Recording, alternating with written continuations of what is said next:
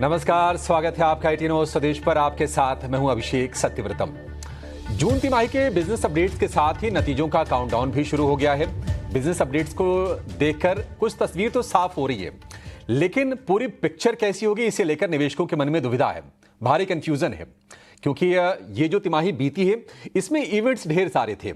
Middle east में संघर्ष चल रहा था, डोनाल्ड ट्रंप ने टैरिफ का अनाउंसमेंट किया था, फिर इसको होल्ड पर डाला, भारत पाकिस्तान के बीच में युद्ध हुआ, तो काफी कुछ हुआ है। और इस दौरान हमने देखा कि एफआईज बाजार से थोड़ी सी दूर थे। तो आपकी इस कंफ्यूजन को दूर करने के लिए हम लाए हैं बेहद ही खास शो, जिसे देखकर आप नतीजों से पहले स्ट्रेटजी बना सकेंगे।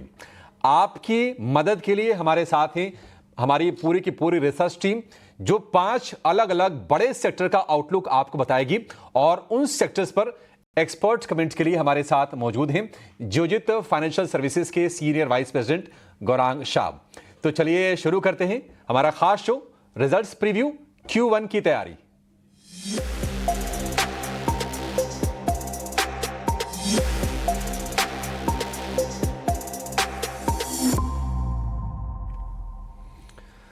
तो पहली तिमाही के नतीजे कैसे आएंगे, यानी कि अप्रैल से लेकर जून तक की फाइनेंशियल तस्वीर कंपनीज की कैसी है और आपके लिए कमाई के मौके कहां पर बनेंगे, इसी पर हम करेंगे पूरा का पूरा फोकस।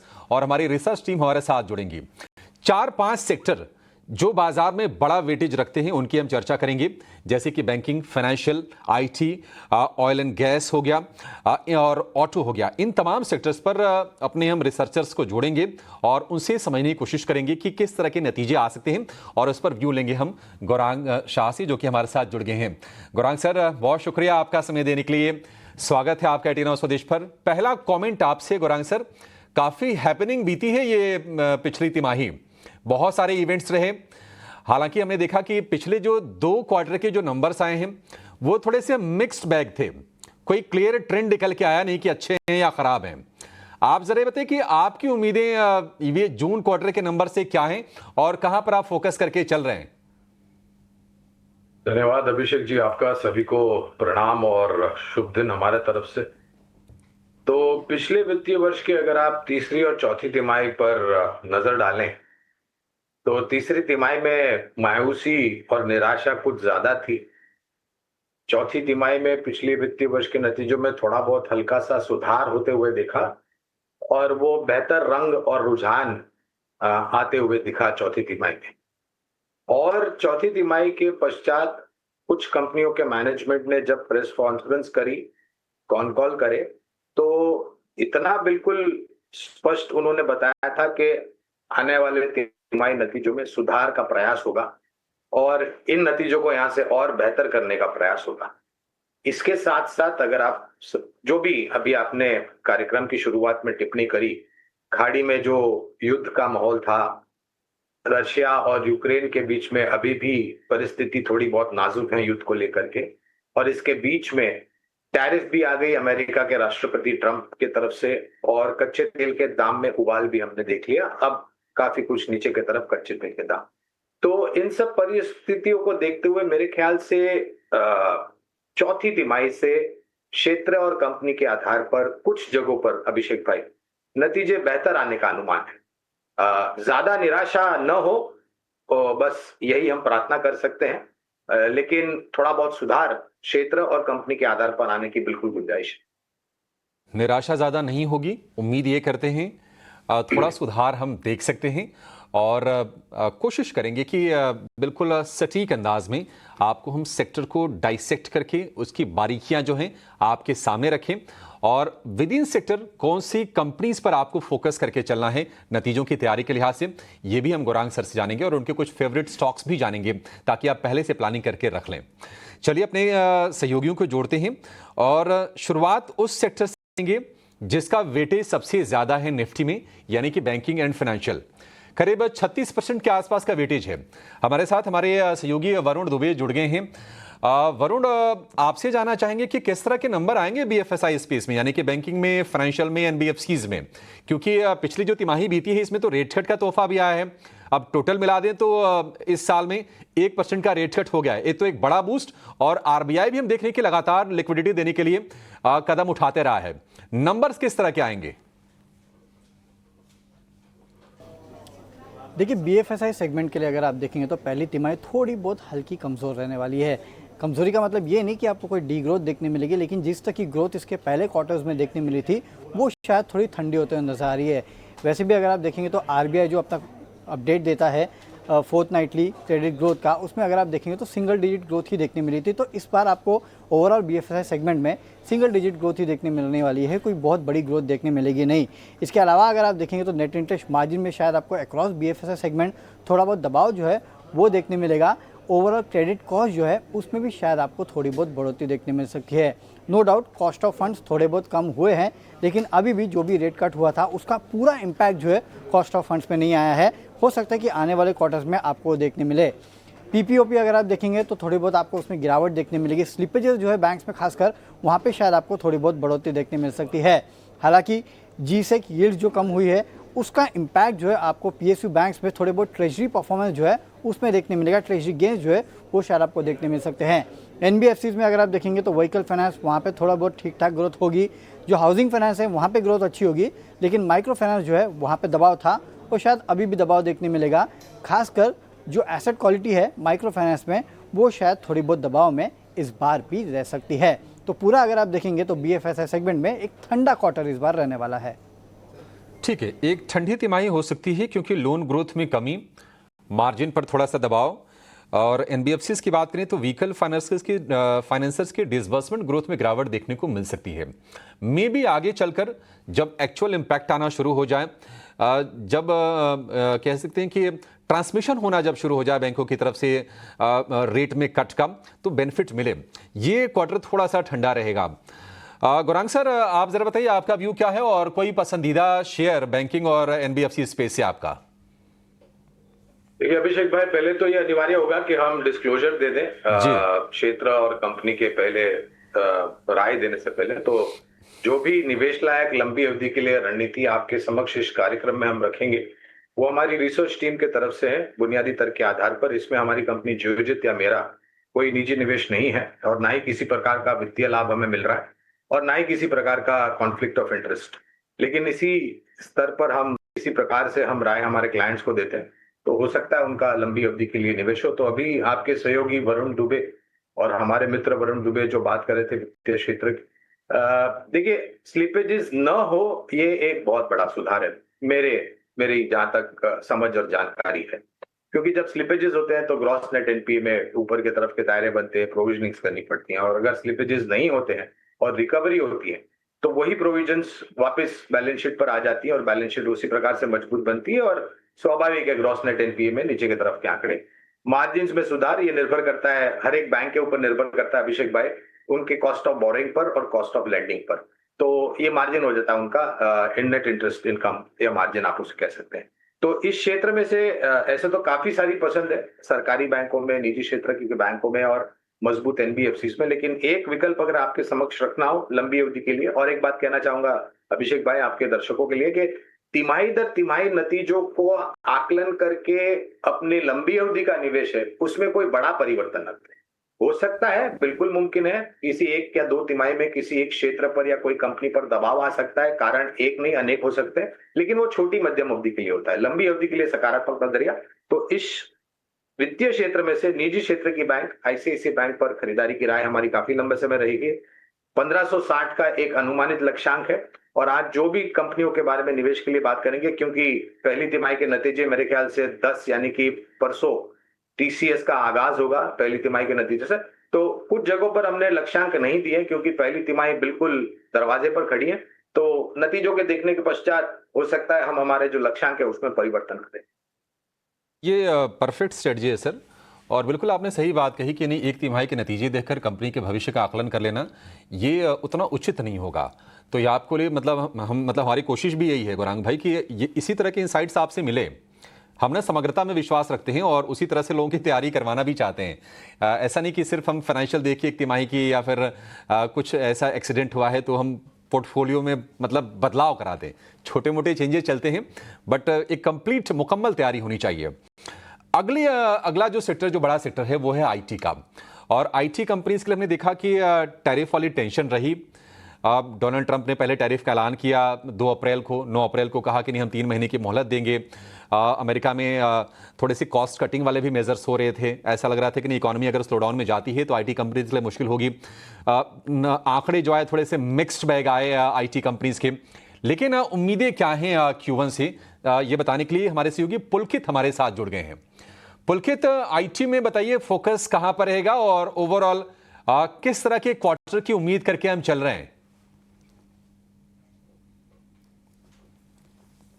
आईटी सेक्टर के प्रीव्यू की बात की जाए तो 10 तारीख को टीसीएस अपने नतीजे पेश करेगा और वहां से आईटी सेक्टर की अर्निंग चालू हो जाएगी। अगर हम बात करें कि किस तरह से परफॉर्मेंस रह सकती है, तो जो Q1 है वो थोड़ा सा मॉडेस्ट रह सकता है। मिड टायर कंपनीज खासकर जैसे कि कोफोर्ज, परसिस्टेंट, यहाँ पे थोड़ा सा हम आउट परफॉर्मेंस देख सकते हैं। वहीं अगर हम टियर 1 कंपनीज की बात करें जो कि HCL है, विप्रो है या फिर अपना TCS है, वहाँ थोड़ी डील के मामले में नरमी देखी जा सकती है। जो engineering and research development division होता है वो हर कंपनी का लगभग थोड़ा सा वीक या रिस्की रहने की संभावना है। डिमांड की बात कर लें, BFSI सेक्टर की डिमांड स्टेबल रहने की उम्मीद है। वहीं अगर हम रिटेल, ऑटो, मैन्युफैक्चरिंग या कम्युनिकेशन वाले सेक्टर्स की बात करें तो यहाँ पे थोड़ी सी वीकनेस देखी जा सकती है। कौन कौन से की फैक्टर्स हैं जो इन चीज़ों को इन्फ्लुएंस कर रहे हैं? सबसे पहला जो सबसे बड़ा इंपॉर्टेंट की फैक्टर है वो है टैरिफ अनसर्टेनिटी। टैरिफ के ऊपर कोई क्लैरिटी नहीं आई है, जैसे ये आएगी धीरे धीरे ये इंप्रूवमेंट हम देख सकते हैं। क्लाइंट्स जो हैं वो नॉन डिस्क्रिशनरी स्पेंडिंग को प्रायोरिटाइज कर रहे हैं, इससे वो कॉस्ट ऑप्टिमाइजेशन पे ध्यान दिया जा रहा है। अगर हम वहीं बात करें कि टियर 1 कंपनीज की एक्सपेक्टेड Q1Q CC ग्रोथ क्या रह सकती है, तो फॉर एग्जांपल अगर हम TCS की बात उठाएं तो यहाँ लगभग -3.4% का Q1Q CC ग्रोथ देखा जा सकता है। अगर हम एबिट मार्जिन की बात करें तो लगभग 24% देखे जा सकते हैं। एग्जाम्पल के लिए अगर हम टियर 2 कंपनीज को लें तो कोफोर्ज लगभग 5.5% से लेकर 6.5% की Q1Q CC ग्रोथ दिखा सकता है। वहीं इसका एबिट मार्जिन लगभग 13.4% हो सकता है। जो की पॉइंट्स हर किसी कंपनी के रिजल्ट में देखने लायक होंगे वो सबसे पहला डील पाइपलाइन किस तरह की आगे फ्यूचर के लिए, जेन एआई का एडॉप्शन किस तरह से हो रहा है और वर्टिकल स्पेसिफिक स्ट्रेटेजी क्या है कि कौन कौन से सेगमेंट में जो ये काम करते हैं उसके लिए क्या स्पेसिफिक स्ट्रेटेजी बनाई जा रही है, हायरिंग ट्रेंड्स और लास्ट जो सबसे इंपॉर्टेंट रहेगा मार्जिन कौन सा सेक्टर है और कौन कौन से की फैक्टर्स है जो मार्जिन को इंप्रूव कर रहे हैं या घटा रहे हैं। ठीक है, शुक्रिया पुलकित। तो ओवरऑल हम देखेंगे कि Q4 के मुकाबले Q1 थोड़ा बेहतर होगा, बट Q3 में जो हमने ग्रोथ देखी है शायद वो ग्रोथ ना दिखे। मार्जिन पर जो दबाव था वो थोड़े से कम होने के आसार दिखाई दे रहे हैं Q1 में, लेकिन ओवरऑल मिक्स्ड नतीजों की उम्मीद करके हम चल रहे हैं। गौरांग भाई, आप बताइए आपकी उम्मीद क्या है आईटी से? आपको लगता है कि द वर्स्ट इज बिहाइंड? क्योंकि 47,000 के इंडेक्स को हमने गिरते हुए देखा 30,000 तक, वहां से रिकवर करके 38-39,000 तक फिर से पहुंच गया। क्या पिक्चर बन रही है आपके हिसाब से और कोई पसंदीदा शेयर आपका इस सेगमेंट से? अभिषेक भाई देखिए, पहले तो अमेरिका मंदी में चला जाएगा, अमेरिका की विकास दर बहुत धीमी पड़ जाएगी, अमेरिका में कंपनियां आईटी क्षेत्र के ऊपर जो खर्च करती है वो नहीं करेगी वगैरह वगैरह। ये बातें पहली बार नहीं, आज से 2-3 साल पहले भी आई थी जब थोड़ा बहुत संकट था पूरे विश्व भर के बाजारों के ऊपर, लेकिन ऐसा कुछ नहीं हुआ। अब भी बातें हैं और मुझे अभी स्पष्ट रूप से याद है अभिषेक भाई, 2 अप्रैल को जब राष्ट्रपति अमेरिका के ट्रंप साहब ने घोषणा की तो काफी कुछ लोगों ने आईटी क्षेत्र के ऊपर मरणोपरांत लेख लिख दिया था, यानी कि पूरा उसको नजरअंदाज कर दिया था। लेकिन आप वास्तविकता पे देखिए, वो समय और उसके बाद का समय आईटी क्षेत्र की सूचकांक ने मेरे ख्याल से रिकवरी भी अच्छी दिखाई और सर्वोच्च स्तर के आसपास गया, और उसके साथ साथ आईटी क्षेत्र से जुड़ी हुई कंपनियों ने भी अपने शेयर के दाम में इजाफे देखे। अब एक बात तो यह है कि काफी कुछ आईटी क्षेत्र की कंपनियां मैनेजमेंट आगे बढ़ती हुई टिप्पणी नहीं करती हैं, बहुत ही कंजर्वेटिव गाइडेंस देते हैं, कुछ तो गाइडेंस देते ही नहीं है।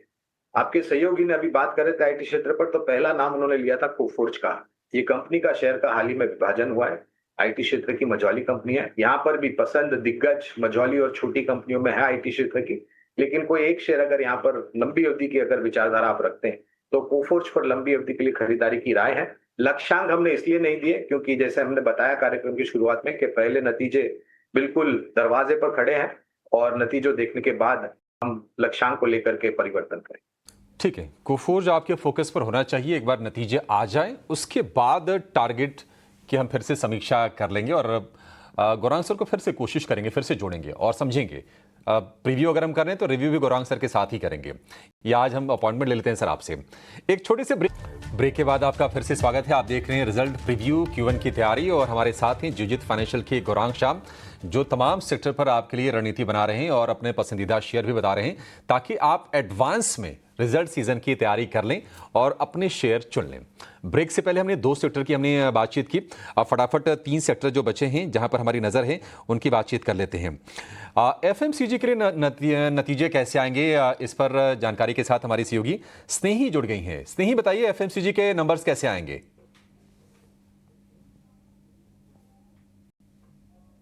जी हाँ, बिल्कुल। अगर हम Q1 FY26 में FMCG क्षेत्र की उम्मीद के बारे में बात करें तो अब तक के जो हमें अपडेट्स देखने को मिले वो काफ़ी मिक्स्ड है। तो हमारा आउटलुक भी Q1 नंबर्स के लिए, अर्निंग्स के लिए भी ज़्यादातर मिक्स्ड ही है। हम वॉल्यूम्स में एक हल्का सा अपटिक हम देख सकते हैं, क्योंकि याद रखिएगा कि Q1 में जो अभी क्वार्टर गया है उसमें कई सारी कंपनीज़ ने काफ़ी सिग्निफिकेंट प्राइस हाइक्स लिए हैं, तो प्राइस ड्रिवन वॉल्यूम ग्रोथ हमें देखने को मिल सकता है।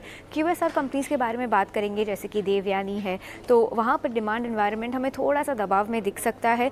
ज्वेलरी डिमांड के बारे में बात करेंगे तो अप्रैल में काफ़ी अच्छा सेल हमें देखने को मिला है, पर उसके बाद में जब से जियोपॉलिटिकल टेंशन बढ़ने लगा है तब से गोल्ड के प्राइस, सोने का भाव बहुत ऊपर चला गया है, और उसके दम पर ज्वेलरी सेल्स में भी हमें थोड़ा सा दबाव देखने को मिला है अप्रैल के बाद। रूरल डिमांड के बारे में बात करेंगे तो ये डिमांड अर्बन डिमांड से अभी भी ज़्यादा पेस पर बढ़ रही है। अर्बन डिमांड में हमें हल्का सा ग्रोथ देखने को मिला है, पर रूरल डिमांड ज़्यादा फास्ट स्केल से, ज़्यादा बड़े स्केल से ग्रो हो रहा है।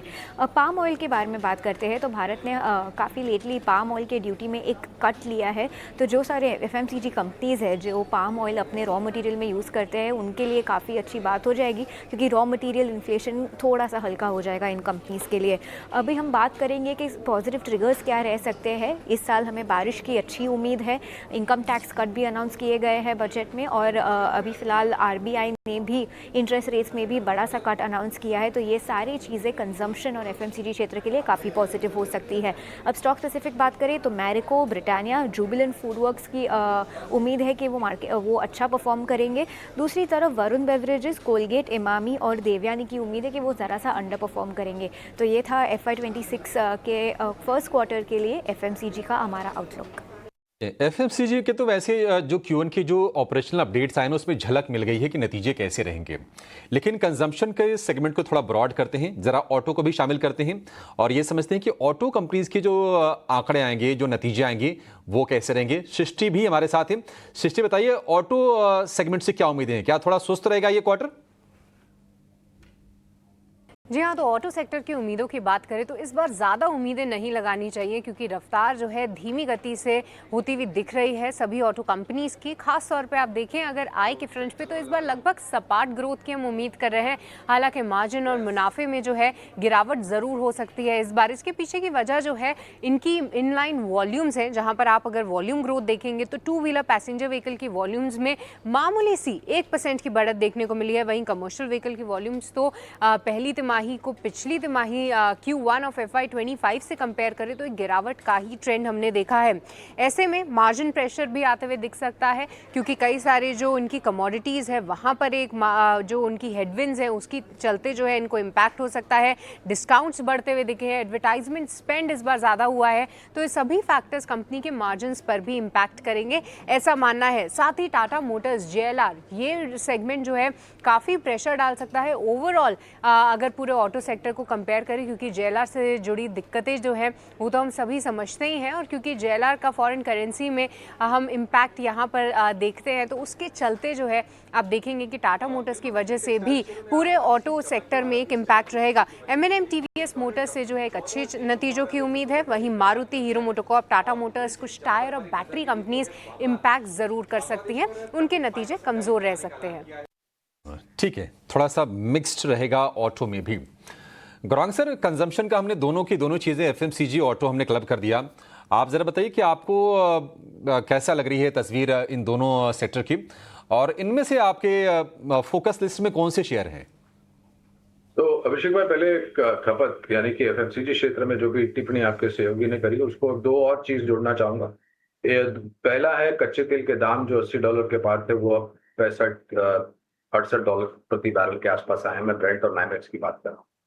दूसरी बात है, जो कच्चा माल लागत खर्च जो हो रहा था पिछले वित्तीय वर्ष में और उसके पहले, वहां पर थोड़ी बहुत नरमी आई है, जिससे लागत खर्च कम हुआ है। तो जाहिर है आपके जो शुद्ध मुनाफे का मार्जिन है वो सुधर सकता है। उसके साथ साथ ऑपरेटिंग एफिशिएंसीज लाई हैं काफी कुछ कंपनियों ने, तो यहाँ पर और सुधार होगा। बारिश, अच्छी बारिश, 12,75,000 तक किसी को टैक्स नहीं भरना है, ब्याज दरों में कटौती और मांग को लेकर के सहारा मिल सकता है। तो इस एफएमसीजी क्षेत्र में से टाटा कंज्यूमर प्रोडक्ट्स, काफी कुछ पावर ब्रांड्स है इसमें, उसमें से एक है टाटा संपन्न।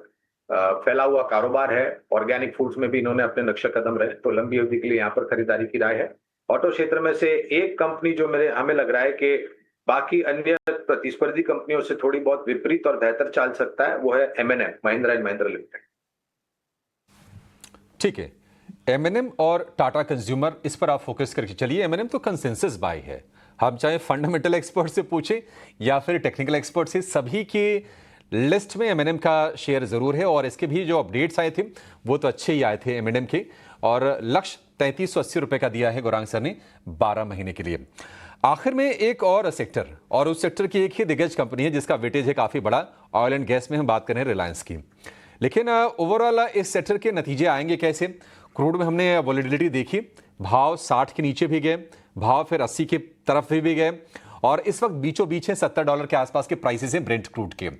इंपैक्ट तो होती है, ओएमसीज के लिए अच्छा होता है क्रूड का गिरना, वही एक्सप्लोरेशन वाली कंपनीज के लिए थोड़ा नेगेटिव हो जाता है, तो उस एंगल से भी देखना पड़ता है। जरा समझते हैं कि कैसे नतीजे आएंगे। आशीषा हमारे साथ हैं। आशीषा बताइए, क्या अनुमान कह रहा है इस सेक्टर का? बिल्कुल, कच्चे तेल के दाम काफ़ी वॉलेटाइल रहे हैं पिछले कुछ महीनों में, जिसका इम्पैक्ट ऑयल एंड गैस के अर्निंग्स पर इस तिमाही में नज़र आ सकता है। सबसे पहले ऑयल मार्केटिंग कंपनीज़ की बात करते हैं तो HPCL, BPCL, IOCL, इन सभी कंपनीज़ के एबिटा ग्रोथ में इस तिमाही में सिक्वेंशियल बेसिस पर ग्रोथ नज़र आ सकता है। तो पहली तिमाही FY26 वित्त वर्ष 2026 में मार्केटिंग मार्जिन्स इंप्रूव होते हुए नज़र आ सकते हैं, जिसका डायरेक्ट इम्पैक्ट एबिटा ग्रोथ पर भी नज़र आएगा।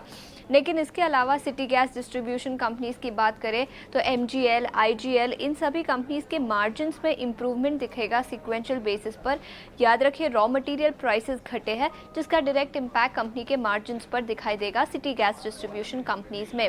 लेकिन इसके अलावा ऑयल रिफाइनर्स की बात करें तो ONGC, ऑयल इंडिया, इन सभी के सेल्स वॉल्यूम्स लार्जली स्टेडी रहेंगे सिक्वेंशियल बेसिस पर और ईयर ऑन ईयर बेसिस पर, तो वॉल्यूम्स में ज़्यादा कोई इम्पैक्ट नहीं दिखेगा। लेकिन याद रखिए ऑयल रियलाइजेशंस में कमजोरी दिखेगी। क्रूड ऑयल प्राइसेस डोमेस्टिक और ग्लोबल मार्केट में काफ़ी वॉलेटाइल रहे हैं जियोपॉलिटिकल टेंशंस के चलते, तो इसका डायरेक्ट इम्पैक्ट रियलाइजेशंस पर नजर आएगा। तो ऑल इन ऑल काफ़ी मिक्स्ड बैग एक्सपेक्टेड है ऑयल एंड गैस सेक्टर से। सिटी गैस डिस्ट्रीब्यूशन कंपनीज पर तो हमारी नज़र रहेगी ही, लेकिन इसके अलावा ऑयल मार्केटिंग कंपनीज और ऑयल रिफाइनर्स, इन पूरे सेक्टर पर भी हमारा फोकस रहेगा। ठीक है, शुक्रिया आशीषा।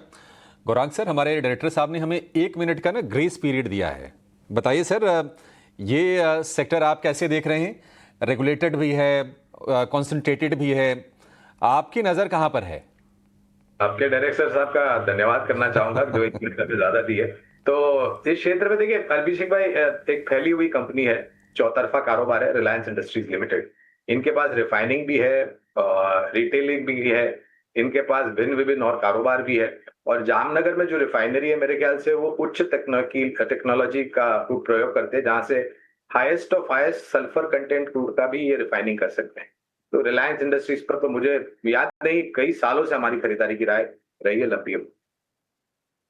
इस सेक्टर का लीडर वेल डाइवर्सिफाइड ये कंपनी, और आगे डीमर्जर का कैंडिडेट भी है, कुछ और धंधे भी अलग होंगे, इसकी उम्मीद करके आप चल सकते हैं लंबी अवधि के लिए। मतलब सबकी पसंदीदा रिलायंस ने पैसे बना के दिए भी हैं। चलिए शो को यहाँ पर समाप्त करेंगे। गौरांग सर, बहुत शुक्रिया आज समय देने के लिए और विस्तार से Q1 नतीजों को लेकर तैयारी करवाने के लिए। और हम अपने सहयोगियों पुलकित, वरुण, सृष्टि, स्नेही, आशीषा का भी शुक्रिया करेंगे कि बहुत ही टाइमली और पॉइंटेड रिसर्च करके लेकर आए और बताया कि किस सेक्टर के नतीजों में कहां पर आपकी नजर होनी चाहिए और क्या अनुमान है। सभी का भी बहुत शुक्रिया। इस शो में फिलहाल इतना ही, लेकिन आप बने रहिए इथिनो स्वदेश के साथ। नमस्कार।